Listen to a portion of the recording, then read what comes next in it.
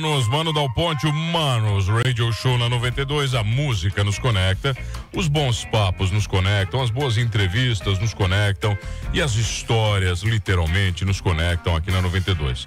984-410010. E antes de eu começar o programa, aquela minha dica de ouro, né? Você vai baixar o aplicativo do Amigo Jace, valeu, vai te cadastrar e vai ter descontos incríveis em toda a rede Jace. Então, não bate toca, belezaça? Faz o seguinte, entra no site do Jace também, né, e te cadastra no WhatsApp para receber promoções exclusivas direto do teu celular, tá bom? Belezaça? Fica a dica para você. E o cara que tá aqui comigo é bruxo, já tive o prazer de entrevistá-lo algumas vezes, né? E eu agora, a missão é outra hoje aqui. Eu falei, eu quero história, que a gente já veio falar de segurança, a gente já falou de tanta coisa, né? Sobre legislação, sobre o que deve, o que não deve. Eu tenho o prazer de receber o meu querido Tony Provenzano, ele que é analista de segurança e instrutor de táticas e técnicas operacionais. Tony, mais uma vez, que prazer lhe receber, meu caro, tudo bem? Boa tarde, mano, boa tarde a todos os ouvintes, mais uma vez um grande prazer estar aqui. E hoje, né, com a missão, como tu falou, uma missão diferente. Né? Missão diferente. Vamos falar um pouquinho sobre a história, sobre a vivência, né? Sobre a experiência. Vem cá, uma coisa, as suas histórias, eu já comecei falando isso pra você, as pessoas acham que é mentira. Não dá pra acreditar em todas, Tony. Pô, você não viveu tudo que você conta, cara, não dá, pô. Cara, isso é uma coisa muito interessante, né? A minha esposa, hoje em dia, né? Ela sempre brinca comigo, diz, não, mas tu não pode ter, tu tem 112 anos, tu não pode ter a tua idade, né? Por tudo que tu viveu. Mas é uma questão de escolha, mano. É uma questão de buscar, né? De procurar, de estar, né? Existe um grande influenciador hoje na parte da liderança, né? O comandante André Chebold, que ele fala o seguinte, vá para onde a ação acontece. E quando você quer estar, né, no meio da liderança, você tem que realmente estar lá, você tem que se expor. Seja para acertar, seja para errar. Tá. Então isso foi uma coisa que desde pequeno, desde jovem, eu tive na minha vida, né? Por influências, meu avô foi pracinha da FEB, né? Tá. Esteve na Itália. Pô, daí machuca, né? Então teve, né? Quando eu era pequeno, morava com ele, então eu ia a todos os desfiles, ele ia lá junto com os pracinhas, né? Sempre e as histórias? Com a boina. E as histórias dele? As histórias, né? Meu avô, ele morava na época, né? Que eu era jovem, morava em Itajaí. E todo mundo sabe aí sobre a história das enchentes que aconteceram, né? Naquela região. E eu me lembro, na época, aquilo foi uma grande perda, porque a gente não tinha noção, né? Eu era criança, mas o meu avô me mostrava. O meu avô trabalhava no Batalhão Ferroviário de Lages, né? Como mestre de obras, e ele me mostrava as plantas, né, das pontes que foram construídas, reconstruídas, né? Ele tinha lá as suas medalhas, a sua boina. Infelizmente esse baú acabou se perdendo numa dessas enchentes.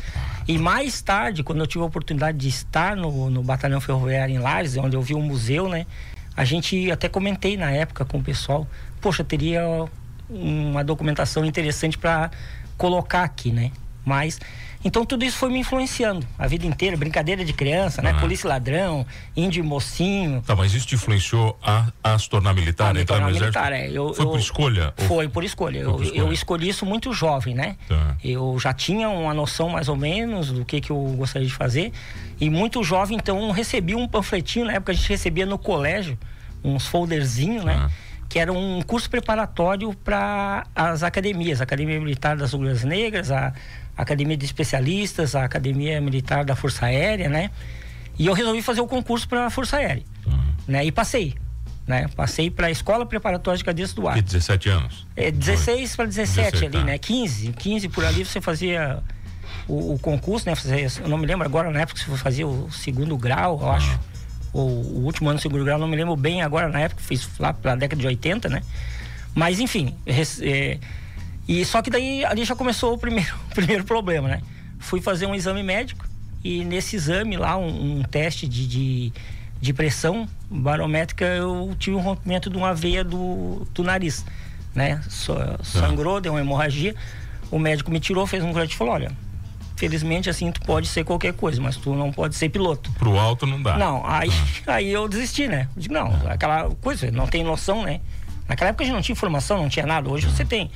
Mas aí não tinha noção, não tinha nada, eu desisti. Não, então se não é para ser piloto, não quero, né? Então, aí continuei buscando. E quando chegou na época de me alistar, né? Na época nós morávamos em São Miguel do Oeste. Meus pais trabalhavam na Celesc, né? E acabaram sendo transferidos para a agência de São Miguel do Oeste. A minha mãe ocupou o cargo de administradora lá. E aí acabei me alistando lá no 14 SCMEC, em São Miguel do Oeste. E ali também já foi um outro problema.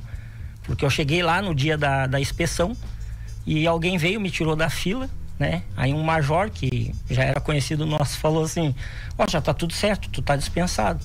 Eu disse, não, ao contrário. Mas ao contrário. Não, já tá certinho, tu tá dispensado, tu, né? Tu tá no excesso de consciência. Eu digo, não. Aí eu tive que brigar pra ficar, né? Caraca, aí briguei, graças a Deus fiquei, fui recruta, fui cabo, fui sargento temporário. Ah, você começou lá como recruta normal. Como recruta, exatamente. Aí cabo, sargento temporário, e depois passei no concurso, né, da Escola de Sargento das Armas, que daí me tornou um sargento de carreira, né? Fiz um ano de curso em Porto Alegre e me tornou sargento de carreira. E dali pra lá eu vim seguindo essa vida, né? Então, qual foi a primeira grande missão, né? Porque eu falei, agora eu quero ouvir tuas histórias no Exército, né? E você falou que tem que estar aonde a ação está. Acontece. É isso, esse é o lema. Qual foi a primeira missão sua, quando você começa realmente a criar as histórias, as grandes histórias do Tony? Assim, você passa ali, né? Você incorpora, né? No primeiro ano você recruta, depois já é uma briga para você enganjar, né? Ficar, permanecer por um tempo. Na época ali houve algumas alterações na legislação, era 5 anos, depois foi para 8. Aquele engajamento de 8 anos. Isso, aí foi mudando ali, né? Meu sogro era esses 8 anos lá no Rio Grande do Sul. Aí no próximo ano já estava ali já no pré-engajamento, né? De dezembro para janeiro, por ali. E aí um dia toca uma sirene no quartel, né? E manda-se reunir todo mundo. E a gente recebe a informação, a missão que nós estávamos partindo para Foz do Iguaçu. Estava acontecendo um problema, era uma greve, um litígio lá na usina de Itaipu. Tá. E a gente foi. Então essa foi a primeira, assim. Primeira missão. Interessante é que naquela época você não tinha celular, não tinha como avisar, você não avisa sua família, né? Você sai dali, se prepara, equipa, monta, né? A gente tem o que a gente chama ali, plano de chamada, ordem de marcha, pronto operacional, então bota tudo nas viaturas e parte. Né? Então eu parti sem a minha família saber onde que eu estava. Caraca. Né? E aí fomos para lá, passamos, se eu não me engano, agora uma semana. Houve alguns confrontos ali, houve alguns litígios ali. E isso aí foi, assim, o primeiro momento de tensão. Eu tava saindo do CRU, né? CRU, soldado. E tu já tava recebendo algumas atribuições, né? Então você ficava lá, fazia guarda. E aquele medo, né? De ter que empregar ou não ter que empregar, né? Ter que realmente entrar num conflito, num confronto. Então essa foi a primeira... Era civis que estavam lá. Era civis, né? Mas o que acontece com o Itaipu, né? O Itaipu é uma tríplice fronteira, né? Então qualquer problema que desse ali na época poderia ser considerado um incidente internacional. Então havia essa necessidade, né? Então a gente... Mas acabou bem ou não? Acabou relativamente. Isso aí tem relatos, né? Isso apareceu no Fantástico, apareceu nos jornais, né? Tem vários. Houve alguns confrontos ali, houve já uma má interpretação ali que houve um disparo contra um civil. Na verdade não era. Um rapaz ali, ele avançou com uma moto, né, pra cima da tropa. Na época a tropa usava o controle de subcivis com a baioneta no fuzil, e a baioneta acabou pegando no tanque de gasolina da moto e fez um furo. Aí disseram que foi tiro. Já disseram que foi tiro, não tinha nada a ver. Então a gente vive essas questões também, né? Então ali foi, assim, bastante tenso por ser a primeira vez, por tu não estar acostumado, né?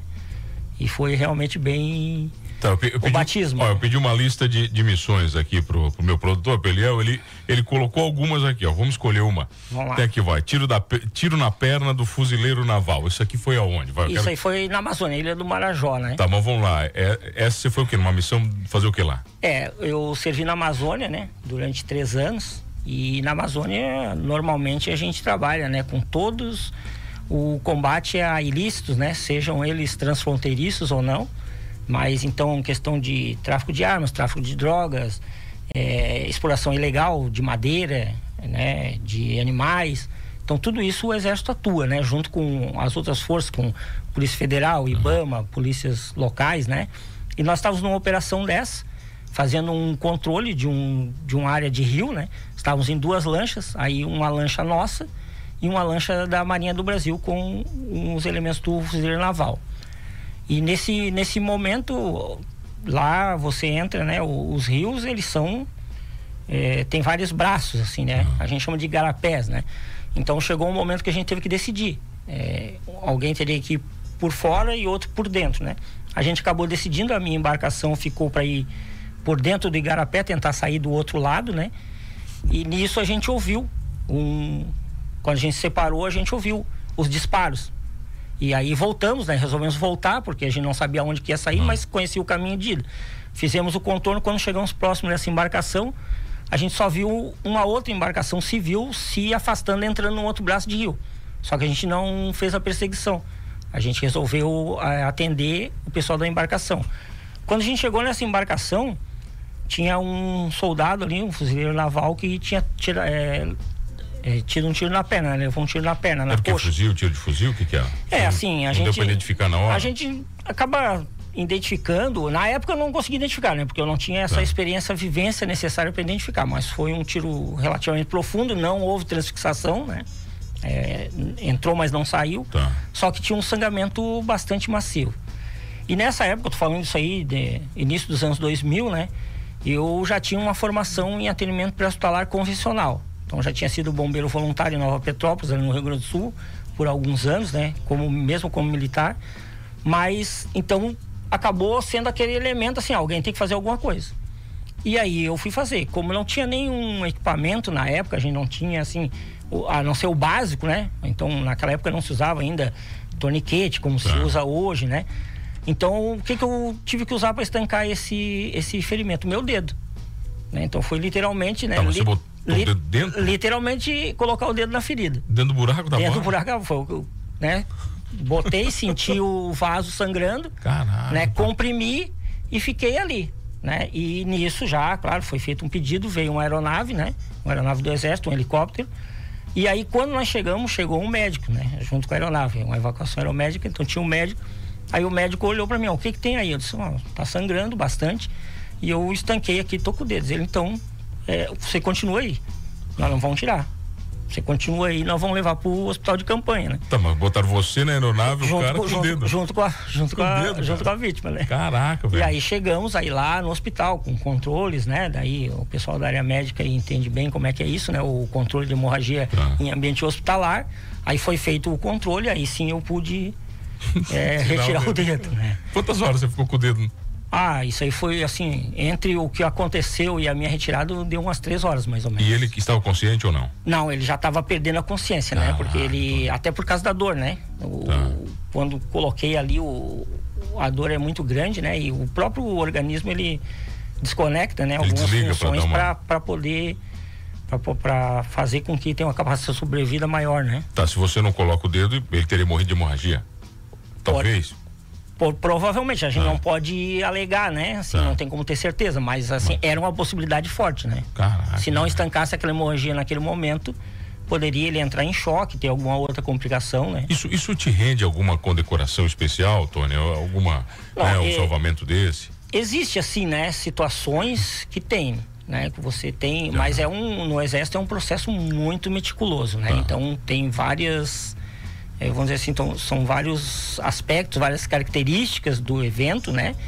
Mas no fim, nesse caso, ele acaba sendo assim, considerado como uma obrigação, porque é a minha missão, né? Então, a função é essa. Tá, mas então, isso eu imagino que se espalhou.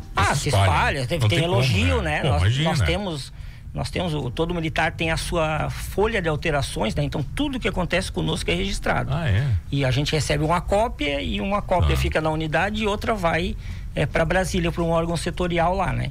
Então toda a nossa história, isso seja qualquer coisa, um evento desse, seja uma dispensa, uma baixa médica, tudo que acontece comigo tá marcadinho ali. Então a gente tem, né? Eu tenho essas... Então ali houve o elogio, né? E o elogio é uma forma de reconhecimento, né?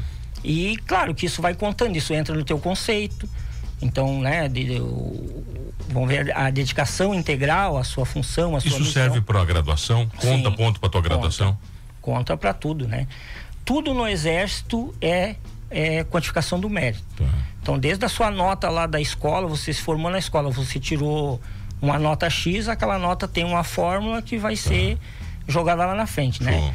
Os seus testes de aptidão física, os seus testes de aptidão de tiro, tudo tem tá tudo. O seu conceito, né? Aquilo que é analisado para você no dia a dia, cursos, estágios, participação de missões, tudo vai levando, né? Eu, assim, graças a Deus, em toda a minha carreira aí, eu consegui sempre ser promovido no merecimento, né? Porque tem duas formas de promoção, a antiguidade e o merecimento. Então, sempre fui promovido no merecimento por causa, às vezes, dessas pontuações. Hoje você é subtenente, é isso? Subtenente da reserva. Subtenente da reserva? Exatamente. Vamos falar disso na volta, pode ser? Vamos. Grande Tony Provenzano comigo, grande bruxo, e o mais bacana da história é que ele é fã do programa. Isso aí me deixa mais feliz, rapaz. O Tony todo dia me escuta. Não, com certeza. Pô, isso me deixa muito feliz. A gente já volta aqui no Manos Radio Show.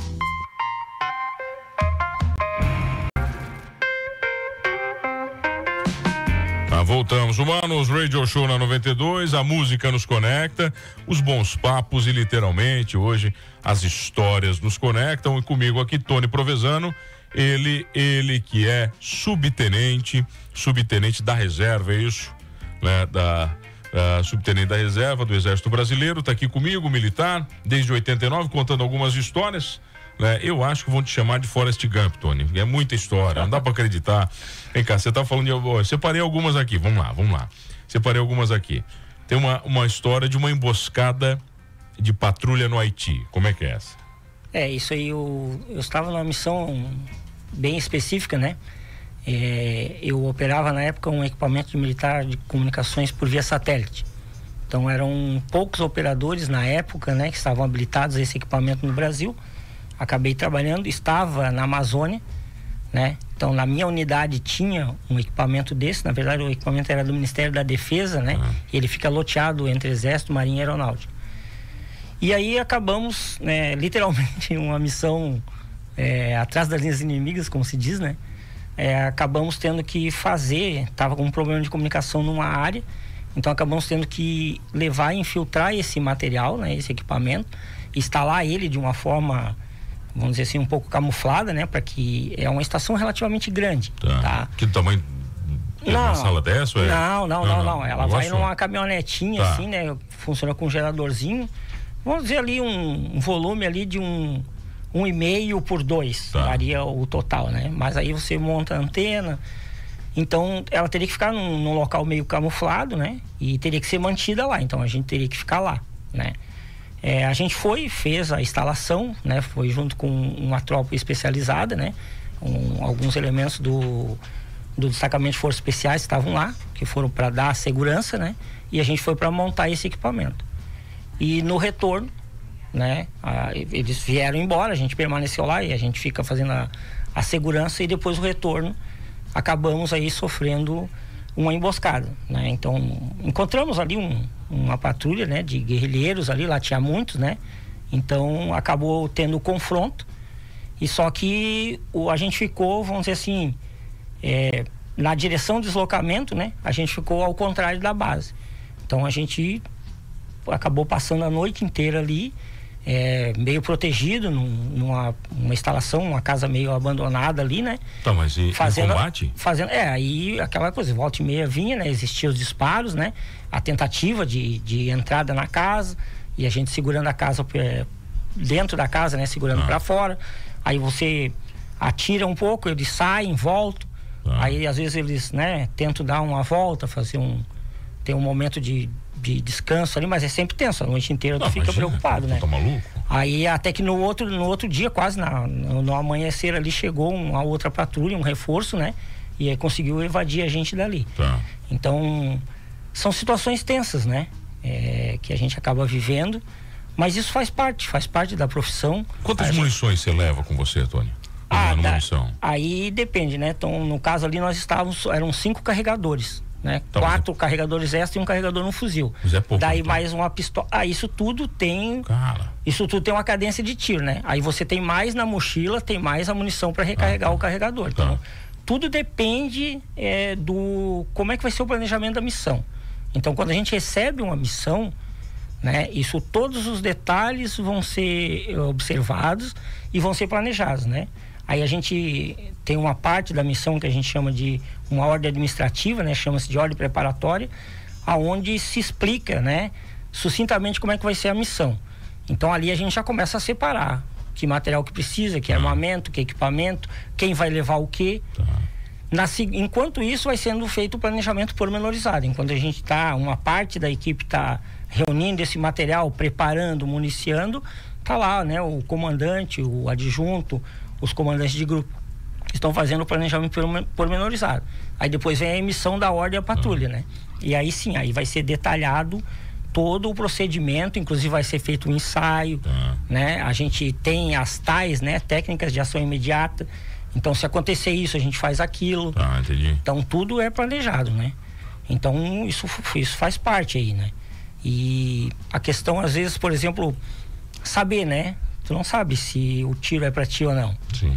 Né? Em uma situação mais próxima, sim, com um pouco mais de distância, tu não sabe de onde é que vai vir, né? Então fica sempre aquele momento tenso, né? No Complexo da Maré também, várias vezes, né? Várias patrulhas que a gente saiu à rua, então lá tinha um equipamento que monitorava as transmissões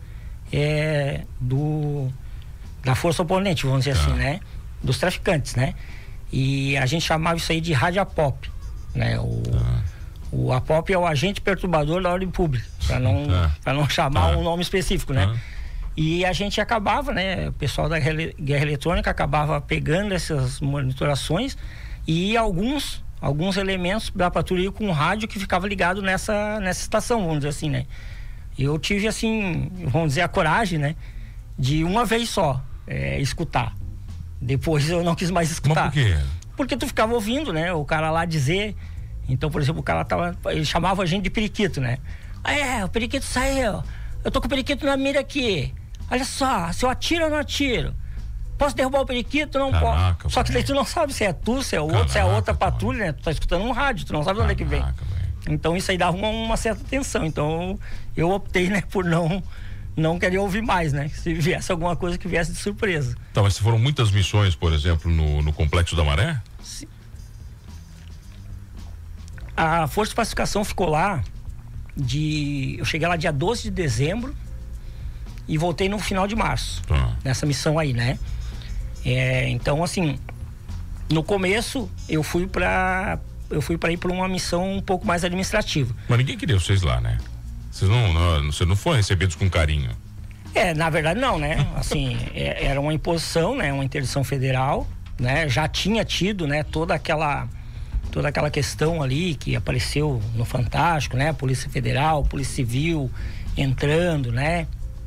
E aí já tinha as ideias das unidades de pacificação da polícia, mas estava numa questão assim que precisava de uma força um pouco maior, né? Então é decretado, né, por meio de legislação específica, tudo isso previsto na Constituição, a interdição federal, né? Então foi colocado lá e as unidades do Exército elas são trocadas periodicamente, né?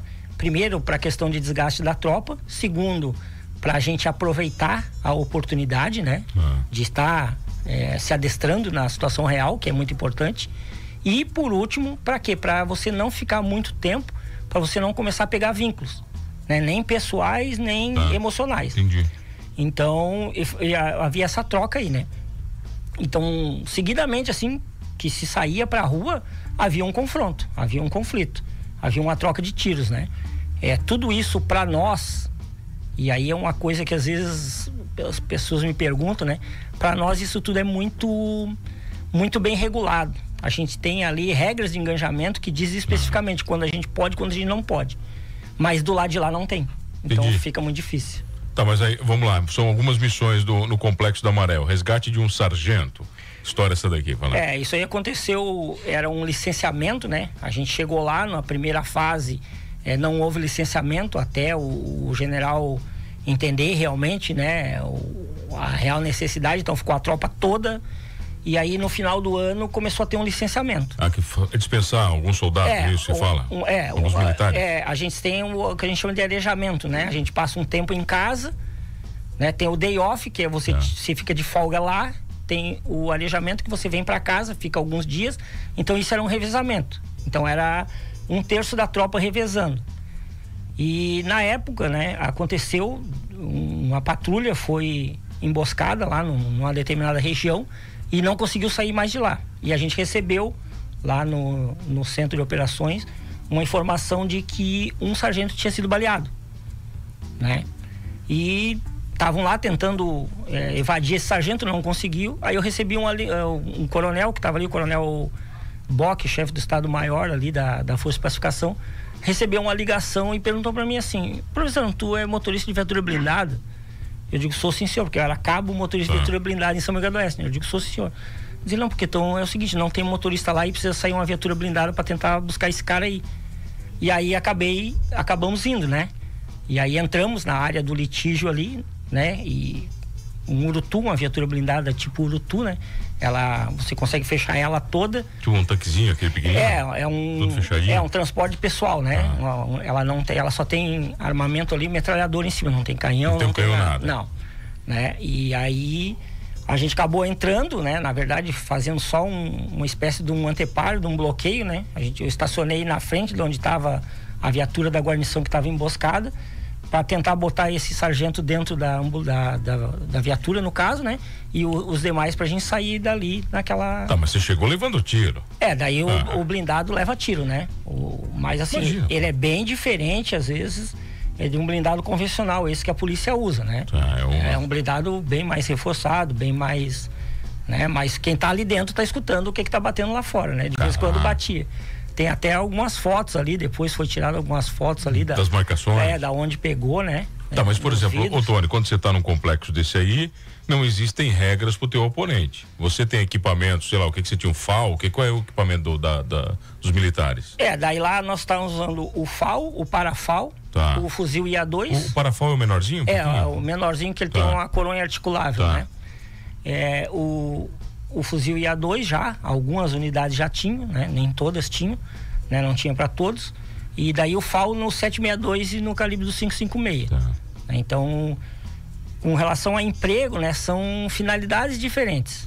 Né? Então, às vezes eu vejo gente falando, por que o Exército Brasileiro trocou ou está trocando, né? Então tem um porquê, tem todo um estudo, tem todo um... Cada arma é com uma finalidade. Uma finalidade, né?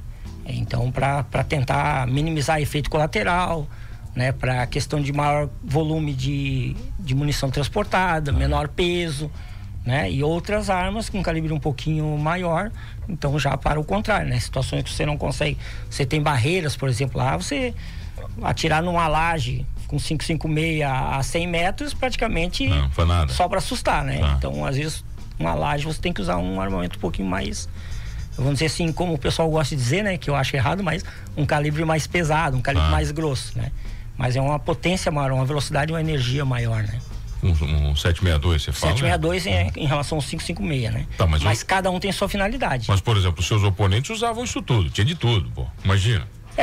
Hoje a gente vê aí, né, diversas reportagens aí, então são pegos metralhadoras .50, fuzis de precisão, né, no calibre .50, 762, AK-47, né, uma série de equipamentos aí, né. Vocês pegavam muitas armas? A nossa finalidade, assim, não era efetivamente a busca de armamento, né.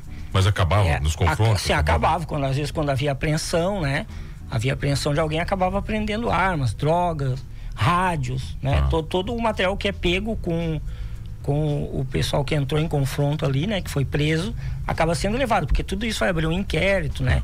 Tudo isso é prova. O que o Exército faz com essas armas? São destruídas, Tony? Aí elas geralmente ou são destruídas ou às vezes, né, em algumas questões vão para uso, né? Isso quem vai decidir daí já aí é o juiz, né? Não é o Exército que decide.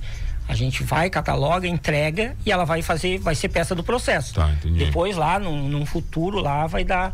É a mesma coisa que acontece com carros, né? Viaturas, helicópteros. Mas voltando para a história, você estaciona lá, né? Estaciona o blindadão, o sargento vai para dentro, salva todo mundo, deu certo? Na verdade, assim, não era um caso muito grave com ele, né? Ele teve um ferimento na mão, né? Mas teve um sangramento um tiro importante. Na mão? Um tiro na mão? Pegou na mão, né? Tá. Teve um sangramento importante, mas a questão era retirar o pessoal de lá, né? Que o pessoal acabou ficando ilhado ali, né? Quantos soldados cabem dentro de do aí, você falou? No caso são 12, né? A guarnição completa com o motorista são 12, mas pode ter alterações, por exemplo, dependendo do tipo de unidade que vai usar, né? Às vezes pode ser 8, pode ser 10. Tá, e por que um motorista especializado? Um veículo desse é muito diferente para ser pilotado? Porque assim, o cabo motorista de viatura blindada, né? É uma habilitação especial. Tá. Então o Exército considera isso aí. Você tem que ter um curso de cabo, que não existe o cabo motorista. É um cabo especializado. Tá. Então você faz um curso de cabo na arma de cavalaria, no caso, né? Um cabo de qualquer QM, qualificação militar. E aí você vai fazer a habilitação para motorista de viatura blindada. Na verdade, a mecânica não é parecida. Não é diferente. A do Ulutu, por exemplo, é praticamente Mercedes. Tá. Mesma coisa que dirigir um caminhão Mercedes. A questão são as dimensões, o emprego tático, operacional. É uma viatura, por exemplo, que entra na água, então tem todo um procedimento para fazer, para blindar ela para ela entrar na água, para ela poder navegar, né? Então tudo exige um conhecimento. Tá, vamos lá, quero mais aqui. Vamos ver aqui, tem o roubo do fuzil nas eleições para o Epebas. Parauapebas. Eu não sei falar o que é isso, onde é que é? No Pará, isso aí. No Pará, pô. Isso aí é... Foi um lugar tranquilo também, né, pô? Isso aí na verdade, Serra Pelada é próximo para Parauapebas, né? Parauapebas a gente tem lá a mina de Carajás, né? Então, eu servia na 23 Brigada de Infantaria de Selva, em Marabá. E durante as eleições no Pará, elas são bastante complexas, né? Então, bastante violentas, para dizer a verdade. Então, o Exército, né, como em outras regiões, quando é solicitado pelos TREs, né, ele ajuda na segurança. A gente não tem nada a ver com o pleito. Tá, entendi. A gente faz a segurança dos locais de votação, né? Então, a gente foi pro primeiro turno, isso aí... Foi pro primeiro turno, deu tudo certinho, eu fiquei numa escola, né? A gente divide as equipes, né? Os locais de votação são em escolas, ginásios, esse tipo de coisa, né? Ficamos numa escola lá, deu tudo certo, voltamos para nossa unidade, nos preparando para o segundo turno. Foi dado, né? Foi dito que haveria o segundo turno na região, a gente voltou para o segundo turno. No dia da eleição, umas 10 horas, 11 horas da manhã mais ou menos, a gente recebe pelo rádio a informação de que um fuzil de um soldado tinha sido furtado, né? Tinha sido roubado, na verdade, né? Então, o que aconteceu? Esse soldado estava dentro do local de votação e ele saiu do portão para atender um chamado de um cidadão, e nesse momento 2 elementos de moto vieram, cercaram ele, renderam ele, né? Um com a pistola e o outro tentando tirar o fuzil, tava na bandoleira, assim. Ele não queria entregar, ele estava lutando para não entregar. E aí um dos elementos pegou uma menina que estava passando. Caraca, e ameaçou ela, botou o revólver na barriga dela e disse: não, se tu não tem amor pela tua vida. E aí o soldado, né, entregou. Entre acontecer algo pior, né? Só que isso desencadeou. Para nós acabou a eleição, né? O comandante que estava lá simplesmente disse: ó, missão agora é o fuzil. É o fuzil. E aí, literalmente, a guarnição que estava lá, a tropa que estava lá, fechamos a cidade, já fizemos contato com autoridades, Polícia Civil, Polícia Militar, né, os delegados, e aí começamos uma operação de busca desse fuzil. A gente ficou uma semana na região de Parauapebas, dia e noite em operações. Então, a própria polícia ajudando, né, a inteligência da polícia, veio já a inteligência do Exército, então, as nossas brigadas têm, né, um serviço de inteligência. Então já veio elementos especializados, já começaram a fazer levantamento de informação, foi aberto um disque de denúncia, e a partir disso aí então vinha, né? Encontraram uma moto parecida com a moto da descrição no local tal. Vambora. A gente ia lá, fazia uma patrulha lá, né? Pra tentar verificar se era, se não era, né?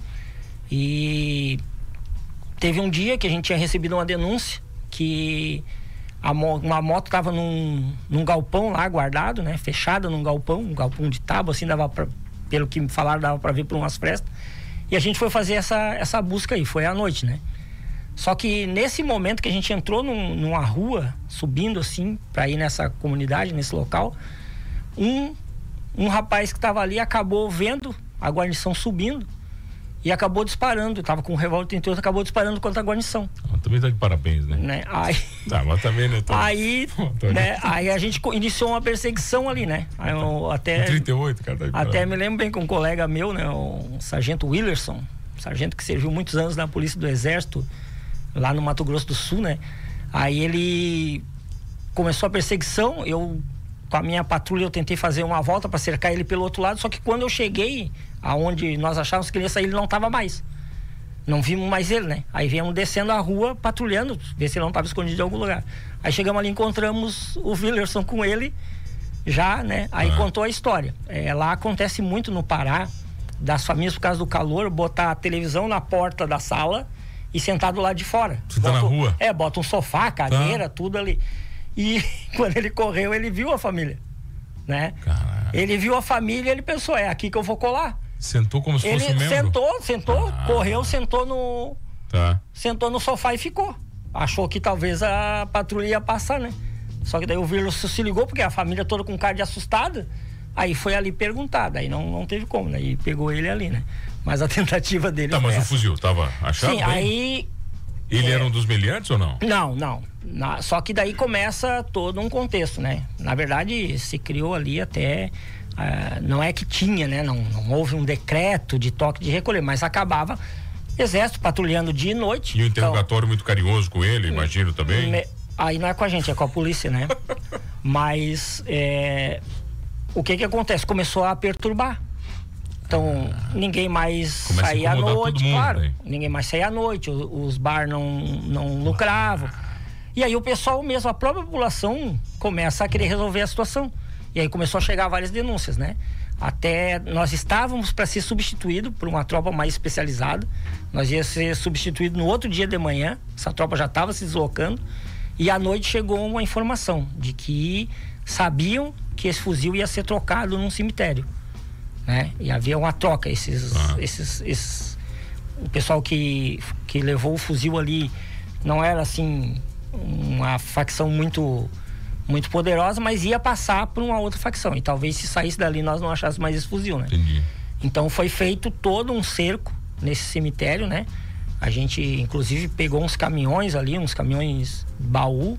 A gente saiu, né, do nosso posto dentro desses caminhões baú para cercar o prédio, né? O nosso comandante mais o delegado, já tinha um delegado da Polícia Federal junto, ficaram de entrar, né, para tentar fazer a apreensão.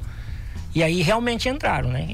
Chegaram lá, estavam os dois rapazes que tinham roubado o fuzil e mais um terceiro, né? Quando foi dado a voz de prisão, todo mundo correu, só que largaram o fuzil estava enrolado assim numa manta, num tapete, largaram o fuzil e correram pular o muro, né? Quando eles pularam o muro, eles pularam na direção que estava... na direção que estava a minha patrulha, já estávamos no mato, assim, cercando, né? Aí a gente recebeu pelo rádio, né? O nosso capitão falou assim, não atira, deixa correr que a polícia já identificou, já, né? Sabe quem é. Já sabe quem é, vai pegar depois. O fuzil tá com a gente, o que interessa é o fuzil. Tá tudo certo. E aí a gente conseguiu reaver o fuzil, né? E o dedinho tava quentinho já, esperando já? A ordem do... Ele sempre tem que estar, né? Sempre tem que estar prontinho. Ele sempre tem que estar. Você vai usar ou não. Tem que estar pronto. Ele tem que estar pronto. Isso é uma questão de treinamento, né? De preparação, né? Ele tem que estar pronto. Se você vai usar ou não, aí o discernimento, o bom senso, a condição, ocasião, a situação vai dizer. Mas ele tem que estar sempre pronto. Sempre pronto aqui, Tony improvisando comigo, cheio de histórias, rapidinho eu já volto aqui no Mano, tem mais algumas aí, é isso? Será que vai dar tempo? A gente já volta aqui no Manos Radio Show.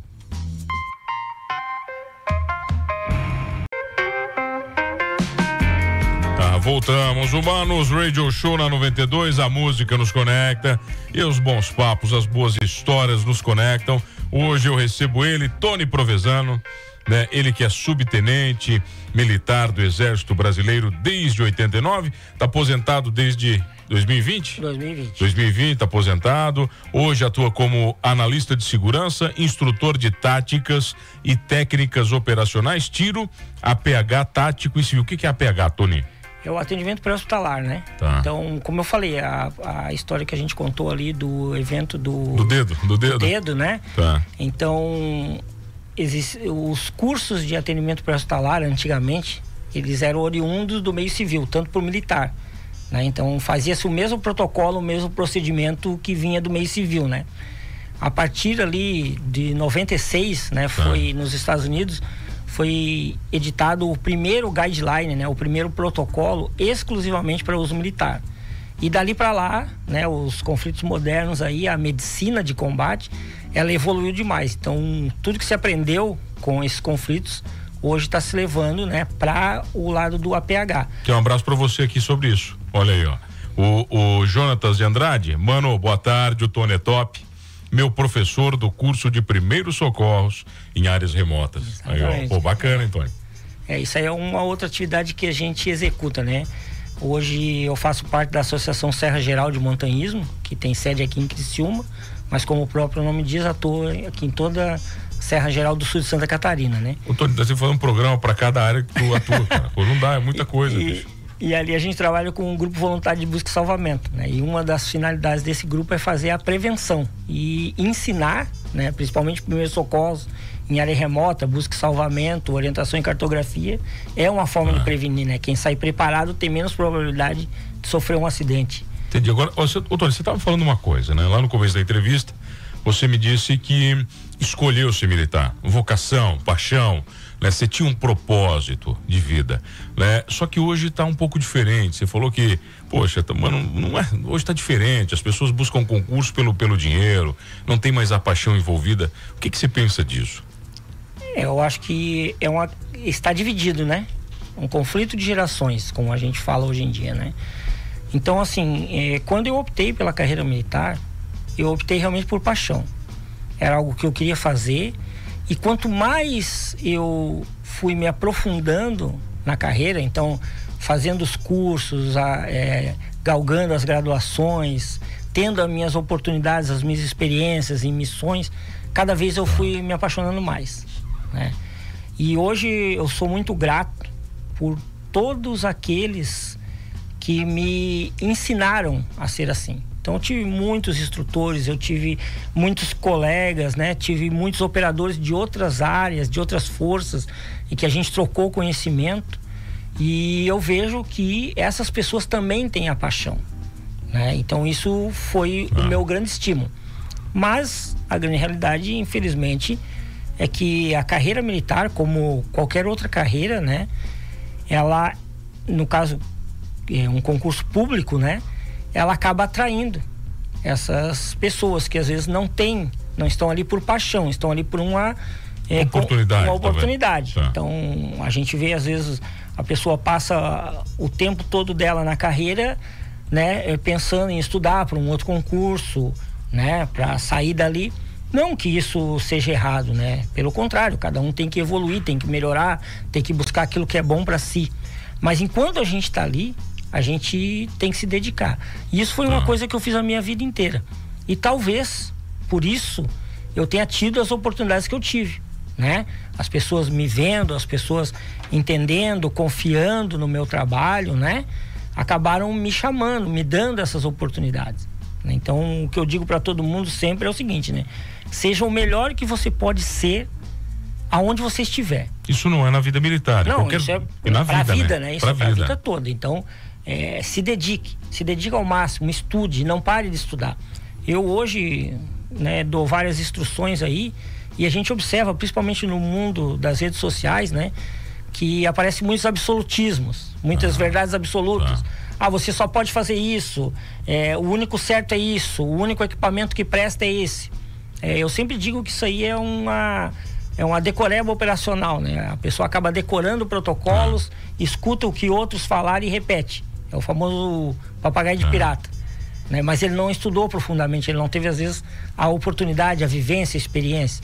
Então isso é muito importante, mas busque né? Vá buscar, realmente se dedique naquilo que você faz, né? Seja melhor a cada dia, porque isso é muito importante para sua evolução, para a evolução dos outros, né? Você sendo às vezes um exemplo para uma pessoa, né? Talvez lá no futuro, hoje eu converso com instrutores que foram meus instrutores lá no começo da carreira, né? E eu vejo que consegui atingir alguns objetivos. Hoje colegas me dizem assim, ó, pô, tu dá uma instrução, tu parece aquele nosso instrutor fulano de tal. Quer dizer, eu acho que eu consegui chegar onde eu queria, né? Então Antônio, é importante. Eu cheguei onde eu queria com esse papo aqui, não deu tempo de contar todas as histórias. Quero te agradecer, quero trazer o teu lema que você falou pra cá, né, cara? Que se você quiser evoluir, você tem que estar onde o combate acontece. Não é meu, tá? Não, mas o lema que você falou aqui, ó. É do André Guimarães Chebold, né? Quem é? Comandante? André Guimarães Chebold. Então, olha aí, ó. É um comandante da Marinha. Né? Como é que é o lema dele? Vá para onde a ação acontece. Eu vou trazer isso para dentro da rádio. Se você quer evoluir aqui, vai ter que estar onde a ação está acontecendo. Exatamente. Tony, obrigado sempre pelo carinho, meu cara. Eu que agradeço, obrigado a todos os ouvintes aí e tudo de bom para todos. Tem Instagram? O pessoal pode seguir lá? É Provezano com S, Tactical. Provezano Tactical. É isso. Então, o Tony vai voltar aqui porque tem mais história para contar. O pessoal do 9 está sempre comigo, a gente está sempre falando sobre tudo isso, sobre armamento, sobre legislação, sobre vida, sobre segurança. E não esqueça de uma coisa, neste programa, somos todos humanos.